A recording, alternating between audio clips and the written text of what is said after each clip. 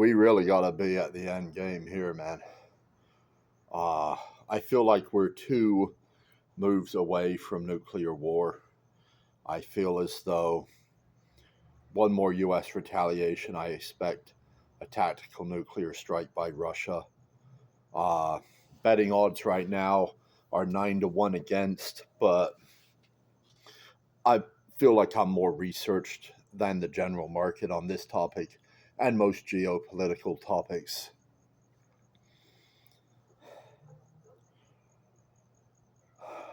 It's a sad thing.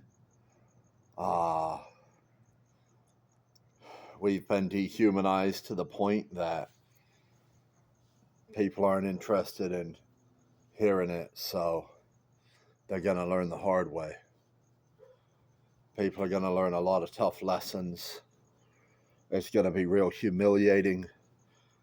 It's going to be real painful. And they're going to feel a lot of shame and a lot of despair. I expect a lot of people are going to perish, and it is what it is. I believe in an afterlife. I believe that we have a forgiving God. I believe that we will rebuild from the rubble of whatever's left over after this madness passes. We might see full-scale nuclear war. We might see major cities in the U.S. destroyed, throughout Europe destroyed, throughout the world destroyed, because both the U.S. and Russia have the power to essentially destroy the entire world with their nuclear arsenal. And I'm not aware of a time in human history where people didn't respond to violence with violence, except for where they became incapable or where the threat against them was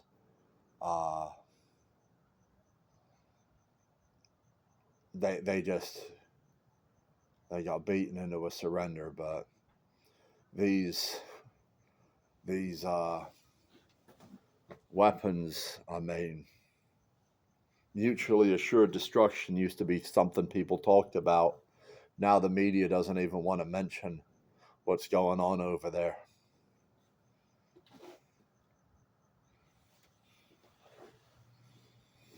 So I'm going to work on my books because that's the best thing I believe I can do. Get all my ideas down on paper so I stop having to repeat myself with people who aren't interested in listening.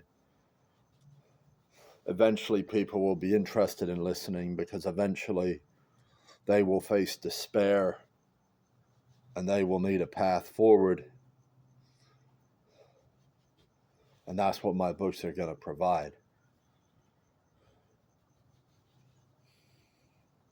I'm going to take a break from poker. That's my plan until I'm done with the books.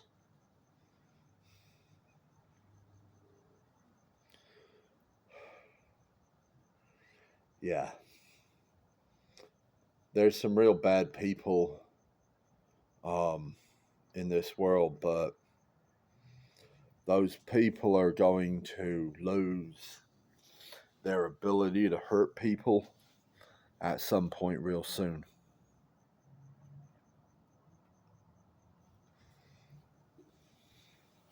I can't give you a date, but I can give you a renewal of my promise to finish my books by Christmas, both of them. I should have time this next week to work on them, and I've been working on them, and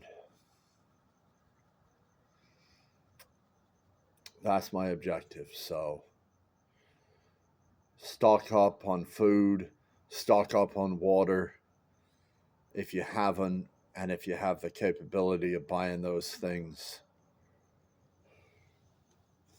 Buy silver, buy gold if you have the ability. It's been tough lately, I understand this.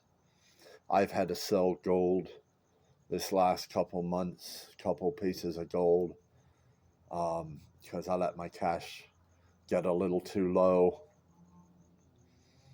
Overall, my metals position is still up for the year, uh, but it's tough, and there are challenges right now, and people got to try to save where they can. And I know it's tough. I know it's sacrificing a lot.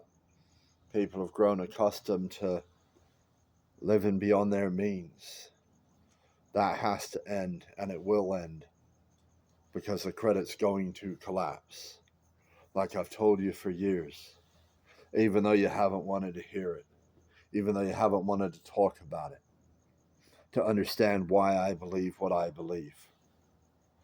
I've told you the truth because I am a kind person, because it's more important to tell people the truth when it's the truth that they should hear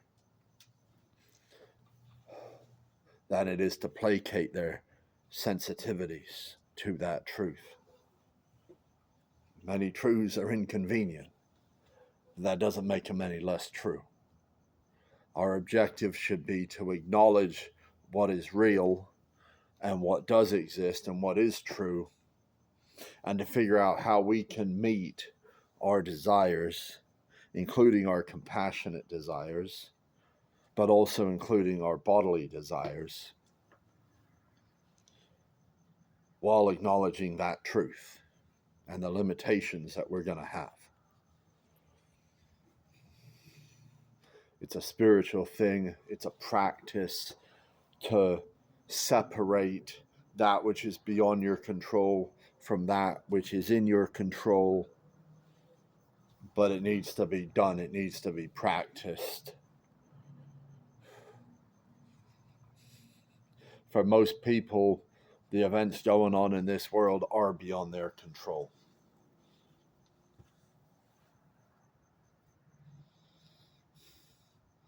Well, a lot of the events. Yeah, everyone's got a sphere of influence. You think you got a platform, you think you're reaching some people, you think there's something constructive you can do to educate people. But the thing I've discovered is most people aren't looking to be educated. Most people think they know everything and aren't holding space. Saw this survey earlier today.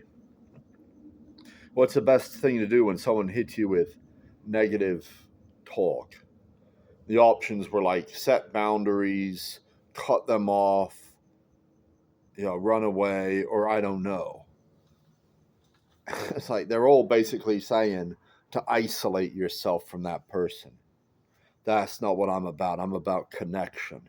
I'm about hold space, listen, have empathy, understand, not only as an act of compassion, but to inform yourself of what this person's struggling with. Because if you understand other people, maybe you can build solutions, develop solutions that consider those people as well as your own desires, so that you can come up to mutually agreeable terms. This whole conflict in Ukraine, leave it up to the people, man. Have these governments fucking allow the populations of the disputed territories to vote which side do they want their little region to be a part of, figure out what the best regions are that make sense to divide it up. To me, ultimately, the best thing is to have each individual landowner, and if they don't want to be a part of either, that should be a choice. But hey, I'm not asking for that just yet, just to fucking get cool things down. Have them vote. If there's going to be people who voted against, who don't get it the way they voted, because the majority is going to win. Okay, those people, give them the freedom to leave, to take their possessions, maybe even give them the freedom to put their house on the market if they own property. They want to leave that territory. They want to go to the other side. Let them do that. Let them go to where they're with their friends. Fucking establish a new border based on what those votes are and have frickin' peace, man. Albert Einstein said he didn't know what weapons would be used in World War III, but that World War IV, if fought, would be fought using sticks and stones. Meaning that the weapons that were produced at the end of World War II were so deadly that should those weapons ever come into conflict with each other, it'd be the end of civilization. Russia's got the capability to completely destroy this country physically. That's fact. They have, 1,500 nuclear warheads, 800 intercontinental ballistic missiles with warheads equipped to travel across the Atlantic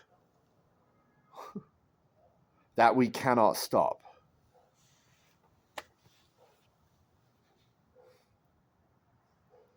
That's why the Cold War was cold, is because they understood this. They understood that these arsenals to fight each other was the end of the world. Peace is the only option, and what I'm suggesting here is completely reasonable. Why should either side disagree with what the population in that region wants? It's stupid. Why do you even want people who aren't loyal to your country in your country? Doesn't make any sense. So that's your solution. That's what needs to happen. But who the hell listens to me, man?